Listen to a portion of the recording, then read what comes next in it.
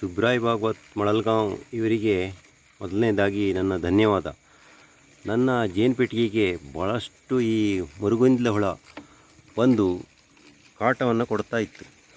ಅದನ್ನು ಅವರು ನಿನ್ನೆ ಬಿಟ್ಟಿದ್ರು ವಿಡಿಯೋ, ಅದನ್ನು ನೋಡಿ ನಾವು ಯಾಕೆ ಮಾಡಬಾರ್ದು ಅಂಥೇಳಿ ಈ ಒಂದು ಡಬ್ಬಕ್ಕೆ ಮುಚ್ಚಳವನ್ನು ಬಾಟ್ಲಿಯನ್ನು ಸಿಗಿಸಿ ಈ ರೀತಿಯಾಗಿ ಮಾಡಿದೆ. ಅದರಿಂದ ಒಂದೇ ದಿನದಲ್ಲಿ ಇಷ್ಟೊಂದು ಈ ಮೃಗುಂಜಲ ಹುಳಗಳು ಬಾಟ್ಲಿ ಒಳಗೆ ಬಿದ್ದು ಅವುಗಳ ನಿಯಂತ್ರಣ ಮಾಡುವುದು ಬಹಳ ಸುಲಭ ಆಯಿತು ನನಗೆ. ಈ ರೀತಿಯಾಗಿ ಬರ್ತದೆ ಮತ್ತು ಅದರೊಳಗೆ ಹೋಗಿ ಅದು ಸಿಕ್ಕಾಕೊಳ್ತದೆ.